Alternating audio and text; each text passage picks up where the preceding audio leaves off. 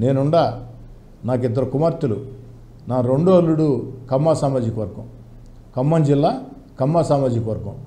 మరి కులాలకు అతీతంగా మనం పెళ్ళిళ్ళు చేసుకుంటున్నాం. నేనొక్కడనే కాదు అనేక మంది చేసుకుంటూ ఉన్నాం.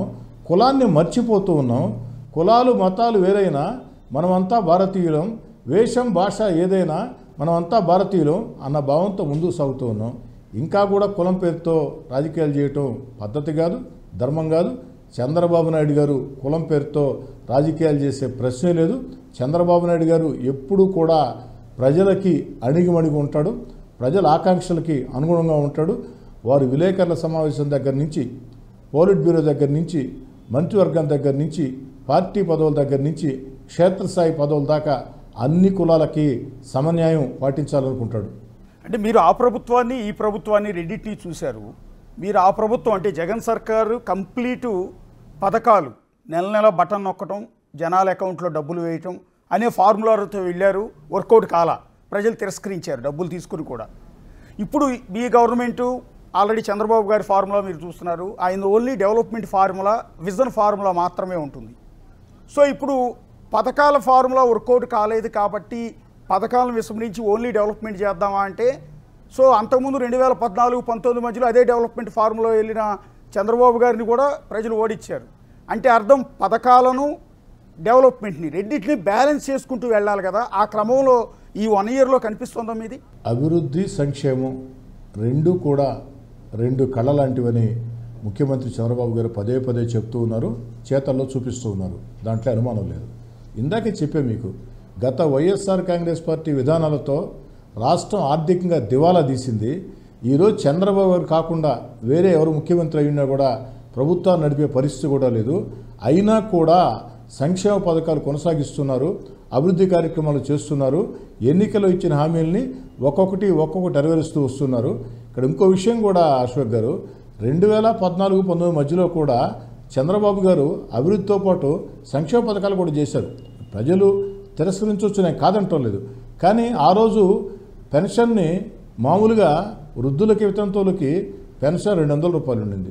200 రూపాయలని తన 5 ఏళ్ల పదవి కాలంలో చంద్రబాబు గారు 2000 రూపాయలు చేశారు. ఈ విషయాన్ని మనం మర్చిపోతున్నాం. అదొక్కటే కాదు, అనేక పథకాలు అలా కూడా తీసుకొని వచ్చారు. ఈరోజు కూడా తీసుకువస్తూ ఉన్నారు. కాస్త ఎన్నికల్లో ఇచ్చిన హామీల విషయంలో చెప్పాను కదా, రాష్ట్రం ఆర్థికంగా దివాలా తీస్తుంది. అయినా కూడా ఈ రాష్ట్రాన్ని గాడి పెట్టేదానికి అన్ని ప్రయత్నాలు చేస్తున్నారు. అభివృద్ధి, సంక్షేమం, అమరావతి, పోలవరం, పారిశ్రామిక పెట్టుబడులు. అయితే ఇందాక మీరు అడిగారు, ఆ ప్రభుత్వం చూశారు, ఈ ప్రభుత్వం చూశారు, చంద్రబాబు గారికి జగన్ గారికి తేడా చెప్పని ఒక్క మాటలో చెప్పని ఖచ్చితంగా చెప్తాను అశోక్ గారు. జగన్ గారి దగ్గర ఉండేది ఏమిటంటే, మీరు ఎంత మంచి పని చేసినా భుజం తట్టే పనే లేదు, మీరెంత చెడ్డ పని చేసినా ప్రశ్నించే పనే లేదు, మంచిని పొగిడే పని లేదు, చెడ్డని విమర్శించే పని లేదు పార్టీ నాయకులు, కార్యకర్తలు, ఎమ్మెల్యేలతో. చంద్రబాబు గారు మంచి చేస్తే ప్రోత్సహిస్తారు, చెడ్డ చేస్తే వెంటనే ప్రశ్నిస్తారు.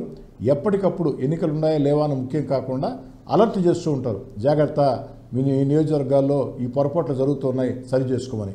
అది బాబు గారికి జగన్ గారికి ఉండే తేడా. అంటే యాక్చువల్లీ కోటమిరెడ్డి శ్రీధర్ రెడ్డి గారు రాజశేఖర రెడ్డి గారి ఫ్యామిలీకి అత్యంత సన్నిహితులు మీరు. సో ఆ ఫ్యామిలీని చూశారు, ఇప్పుడు చంద్రబాబు గారి ఫ్యామిలీని చూస్తున్నారు. అప్పుడు రాజశేఖర రెడ్డి గారు జగన్ గారి పాలన చూశారు, ఇప్పుడు చంద్రబాబు గారి పాలన చూస్తూ ఉన్నారు. సో మీరు మనసుకి దగ్గరగా ఎవరి దగ్గరికి వెళ్ళగలిగారండి? ఇందాక మీరు అంటూ ఉన్నారు కనీసం అప్పుడు అప్రిషియేషన్ ఉండేది కాదు, తప్పు చేస్తే ప్రశ్నించేవాళ్ళు కూడా లేరు అని. ఇందాక మీకు చెప్పాను అశోక్ గారు, చంద్రబాబు గారు మంచి చేస్తే అభినందిస్తారు, చిన్న పొరపాటు చేసినా వెంటనే హెచ్చరికలు జారీ చేస్తారు. అంటే మా మంచి కోసమే, ఎమ్మెల్యేల మంచి కోసమే. ఎందుకంటే మేము మంచిగా ఉంటే మళ్ళీ మాకు అవకాశాలు వస్తాయి, మళ్ళీ ఎమ్మెల్యేలు అవుతాం, ఇక్కడ ప్రజలకు దగ్గరగా ఉండాలని. ఇకపోతే మీరు రాజశేఖర రెడ్డి గారు దగ్గర అన్నారు, నిజమే. రాజశేఖర రెడ్డి గారే కాదు, రాజశేఖర రెడ్డి గారి తండ్రి వైఎస్ రాజారెడ్డి గారికి కూడా దగ్గరే, 3 తరాల బంధం, దాంట్లో అనుమానం లేదు. జగన్ గారి ప్రభుత్వానికి చంద్రబాబు గారి ప్రభుత్వానికి చాలా చాలా తేడా ఉంది. చంద్రబాబు గారు ఒక అద్భుతమైనటువంటి ఒక మంచి ఆలోచనలతో, దూరదృష్టితో ఆలోచనలు చేస్తూ, ఇందాక నేను చెప్పినట్టు రాష్ట్రం గత వైఎస్ఆర్ కాంగ్రెస్ పార్టీ విధానాలతో జగన్ రెడ్డి గారి విధానాలతో సర్వనాశనమైన సంక్షోభంలోకి వెళ్ళిపోయినా దాన్ని పెడుతూ ఉన్నారు. మనం అందరం కూడా ఈ వయసులో చంద్రబాబు గారు చేస్తున్న కష్టానికి అండగా నిలవాలా, వారు ఆయుర ఆరోగ్యాలతో బాగుండాలని చెప్పని, వారికి అన్ని రకాల మేళ్లు జరగాలని చెప్పని, రాష్ట్రం కోసం వాళ్ళు చేస్తున్నటువంటి ప్రయత్నాలను విజయవంతం కావాలని ప్రజలందరూ కూడా మద్దతుగా ఉండాలా. అమరావతి ఈ భారతదేశంలో రాజధాని లేని రాష్ట్రం ఆంధ్రప్రదేశ్లో, భారతదేశంలో ఒకటే, ఆంధ్రప్రదేశ్ ఒకటే. అలా అక్కడ అమరావతి రాజధాని వస్తుంది. పోలవరం వేగంగా పరుగులు తీయబోతుంది. పారిశ్రామిక పెట్టుబడులు ఎంత పెద్ద ఎత్తున వస్తున్నాయో మీకు తెలిసిన ప్రత్యేకంగా చెప్పాల్సిన అవసరం లేదు. మరోపక్క అభివృద్ధి పరుగులు తీస్తూ ఉన్నారు, మరోపక్క సంక్షేమం కొనసాగిస్తూ ఉన్నారు. అంటే ప్రజలకు కావాల్సినటువంటి అన్ని రకాల విషయంలో ఇంత దూరదృష్టితో ఆలోచన చేస్తున్న చంద్రబాబు నాయుడు గారికి అండగా నిలుద్దాం. పార్టీలకు అతీతంగా, కులాలకు అతీతంగా, మతాలకు అతీతంగా, ప్రాంతాలకు అతీతంగా ఈ రాష్ట్రం బాగు కోసం ఎన్నికల ముందే నేను ఒక మాట చెప్పాను. అమ్మ, ముఖ్యమంత్రి గారు ఎవరు కావాలా అన్నది ఈ ఎన్నికల లక్ష్యం కాదు. ఆంధ్ర రాష్ట్రం గెలవాలంటే, ఆంధ్ర రాష్ట్ర ప్రజలు గెలవాలంటే, ఆంధ్ర రాష్ట్ర భవిష్యత్తు బాగుండాలంటే అపార అనుభవజ్ఞుడు చంద్రబాబు గారు కావాలా అని ఓటేయండమ్మా అని అడిగాం. అదే రీతితో ఓటేశారు. అంటే జగన్ ఓటమి అండి 151 సీట్లతో రికార్డు సృష్టించిన జగన్ కేవలం 11 సీట్లకు పరిమితం కావటానికి మూల కారణం ఇందాక మీరు నారా లోకేష్ గారి పాదయాత్ర, ఓకే, జగన్ తప్పులన్నీ ఎత్తి చూపుతూ నారా లోకేష్ చేశారు ఒకటి, చంద్రబాబు గారి అరెస్టు, టీడీపీ ఆఫీస్ మీద దాడులు, అట్లాగే కొడాలి నాని, వల్లభనేని వంశీ బూతులు, ఇవన్నీ యాడ్ అయినాయా, ఇంకా అడిషనల్గా ఏమైనా ఉన్నాయండి? ఒక్కటి కాదండి, ఈ మధ్య బొత్స గారు చెప్పారు కదా 100 కారణాలు అన్నట్టు, ఇవన్నీ కూడా కారణాలే. ఏమండి, ఎలక్షన్లు సంవత్సరం ముందు పెట్టుకొని తలకాయ ఉండేవాళ్ళు ఎవరైనా చంద్రబాబు గారిని అరెస్ట్ చేస్తారా? ఆ వయసులో ఆయన ఇబ్బంది పెడతారా? జైల్లో వేడి నీళ్ళు లేకుండా చేస్తారా? ఇంటర్వ్యూ లేకుండా చేస్తారా? ఏంటండి దుర్మార్గం, నాకు అర్థం కాలేదు. ఎవరైనా చేస్తారా ఎలక్షన్ సంవత్సరం పెట్టుకొని? అది కూడా ఎప్పుడో పాత కేసు అంట. 4 ఏళ్ళు అధికారం ఎలగబెట్టాడు జగన్ రెడ్డి గారు, 4 ఏళ్ళు గుర్తు రాలేదు. 4 ఏళ్ల తర్వాత దేనికి గుర్తుకొచ్చింది?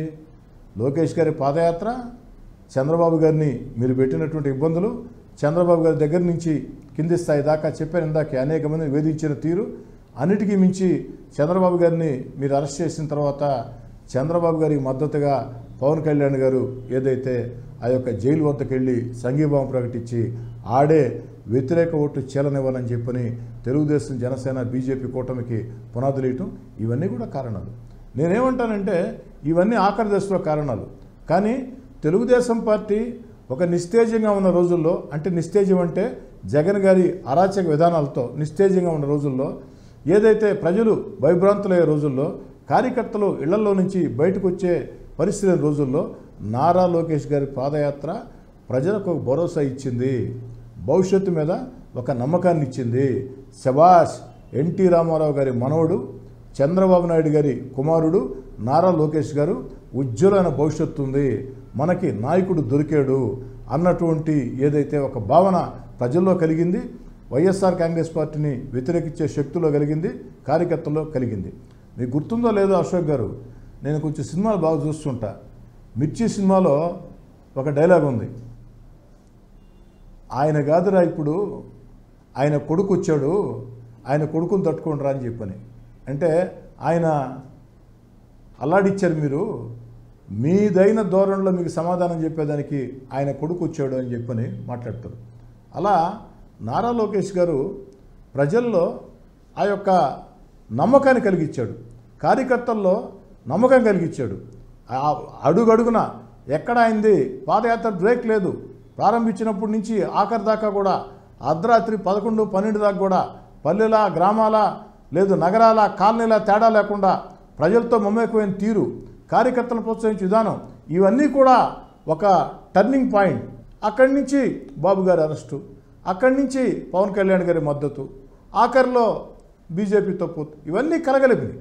కానీ తెలుగుదేశం పార్టీ నిస్తేజంగా ఉన్న పరిస్థితుల్లో, జగన్ రెడ్డి గారికి భయపడి ప్రజలు మాట్లాడలేని పరిస్థితుల్లో నారా లోకేష్ గారు తెగించి వేధింపులను తట్టుకొని, పోలీస్ కేసులను తట్టుకొని, పోలీస్ తోటాలు ప్రయోగిస్తాం, భయపెడతాం అని ఎన్ని రకాల హెచ్చరికలు